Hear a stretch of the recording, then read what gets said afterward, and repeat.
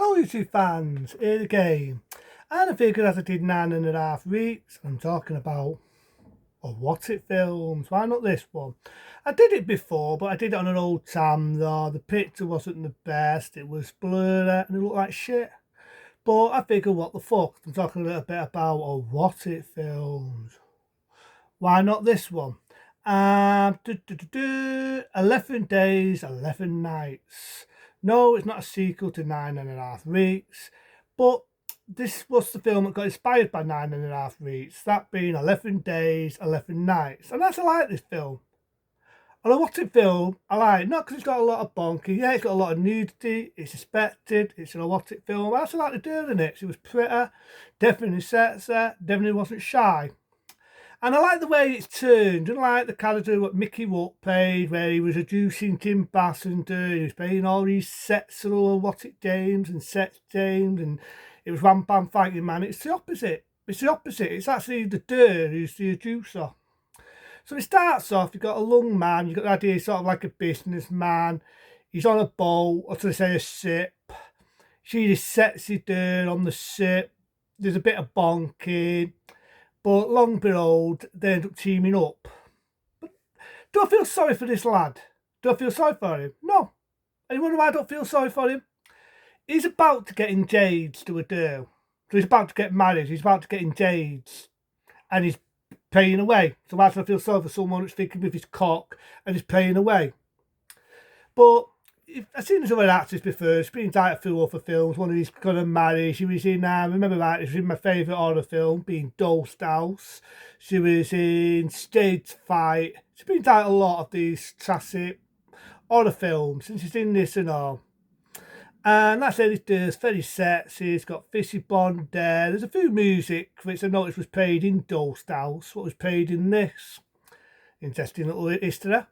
But like I say, she's very sexy, very pretty, and basically she's seducing and playing him. What he doesn't know is she's writing an erotic sex book and how to seduce a man who's going to get married, and she's playing with him. She's fucking playing with him.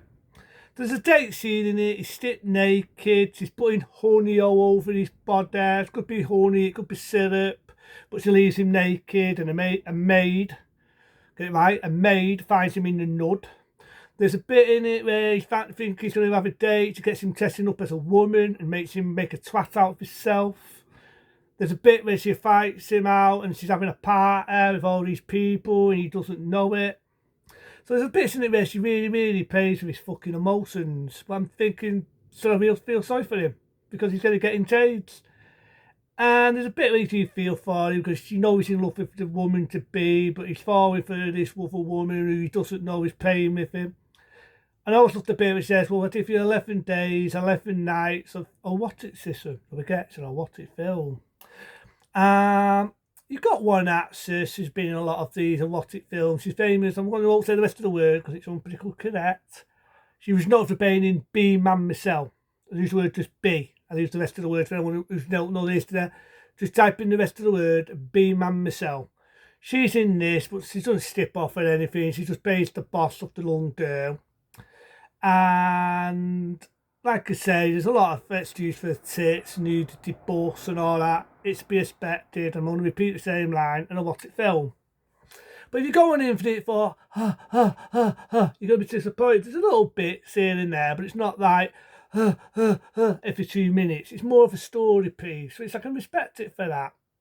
And you can definitely see how it's inspired for 9.5 weeks. And again, I'm going to repeat the same line. And like it being the guy who's seducing the woman, it's the girl, the woman, seducing the man. And I like that. That's one thing I do like. I like the way they changed it. To me, that's different. That's unique. Normally, I'm not into this trying to change the gender and all this, but in this occasion, I thought it was different because you never normally see that in a erotic film. Normally, it's the guy paying the woman, not the woman paying the guy. I don't mean that in a sexual way. But there's a bit in it where she gets, I think, as a prostitute. He doesn't go that route, and then you're thinking, is she having feelings for him? Then there's a bit in it where they're in this really seedy sort of motel. She brings a guy in, he's touching her up, he gets jealous, makes a mistake, this guy's like Mr. T, big built guy. He fucking twats him, she fucks the guy off. But then it's the next day, she tends to his room, he's got a bit of a busted lip and a bit of a busted nose. She makes him breakfast and then she feels like she was just using him. And I've got to admit, it's like Bitsy the way she does it. She says, I just did it to make a fool out of you. And she really that's it, and here's some money. Right, you're going to fuck off now, because I've got work to do. So it was like Bitsy the way he does it. Now this bit, I didn't really feel that much sorry for him, even though I didn't feel sorry for him the get-go, because he's paying away and he's getting married. But there's a bit in him when thinking, is he going to rape her? Is he going to go to that route where he's going to rape this fucking woman? Happy to say it doesn't go that route, because he puts her aside, he rips her skirt up, he rips her knickers off, and it's just so boss. But happy to say it doesn't go that route, it doesn't go to rape mode, which I'm happy about, because I wouldn't have had any sympathy for the guy if it went to that point. But he just tells her to fuck off and fucks her off. He goes to his wife to be, the woman who he's engaged to. And it ends like that. But yeah, I actually like 11 Days, 11 Nights. I do know 1 year after they did the sequel, 11 Days, 11 Nights 2, which I think in some parts of the state, it was its own film. It was called Top Mogul, which does have the same actors. But the original one, I liked it. I like the style. I like the way it looks. I like the mood to it. Like I said, there's a bit where they go into this disco place and they're doing a song. And again, it's used to show tits and nudity. But to me, the music gets a bit fucking annoying. There's a bit in it where it has this music, which I think was played in Ghost House as well, where it goes, love, love, to death. Everybody is love. And it plays that song, I swear to fuck, you could make, I'm not making this shit up, you could make a drinking game out of it. The amount of times it plays that song, love, love, to love, every power of love. Every time it plays that fucking song, I swear to the holy jail, you could make a fucking drinking game out of it. You could make a drinking game, but I wouldn't recommend it unless you want your fucking stomach pumping out. And there's other music where it plays. There's a bit in it again, she plays a game with him as he's steaming rape in front of a bobette, and he said, what the fuck are you doing to me? Until she's fucking winding him up. And there's bits where you do feel sorry for him. But then there's bits where I think, well, no, not really, because 1, you're getting engaged. 2, your girlfriend's not bad looking. She seems to have a nice personality, and you're fucking paying the field when you're about to fucking get married. If he can pay the field, right, before he gets married, what does that tell you of his fucking mentality? What does that tell you what he thinks downstairs? More of that than that. So, yeah, okay. The girl's pretty, she's attractive, she's sexy to look at, but you can see she's playing with him. I mean, she's got a nice bust, she's got a tape pair of tits, she's got a nice ass, but that's all she's got what's nice. But it's one of them, it sort of interested me. It interested me because it's like, does she get feelings for him and is she playing with him? Because there's a bit where she's crying before it ends and she says the line, I love you, and she's crying, just to give you an idea she did have feelings for him. But it was not to be because they made a sequel and that never gets mentioned again. But granted, that was its own film. I think they just wanted to task him with the word 11 Days, 11 Nights.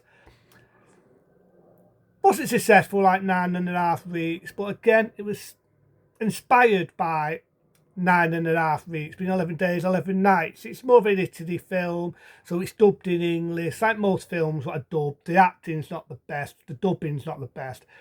But it's one of them, it's the acting dub, but the dubbing, not doing the acting any justice. So that's the thing with dub films. But I didn't mind it for what it was. Is it a masterpiece? No, to me it was just a spin-off of 9.5 weeks. They just altered it the other way round. It's the girl using the dye. But again, I thought that was interesting. I thought it was unique. So for that, it's not the best of films, but it's not shit. So I'll give it this. A 2-star rating for average. But it's not a bad one for an interesting story. Again, if you're going into it for, you're not going to get all that. The bit where they're on the ship, in the opening, a little bit where they're in a bed scene, but it's not a lot to run home about. But it is an interesting story to it. So that's 11 Days, 11 Nights. Into them. Be smart. Be safe. See you later.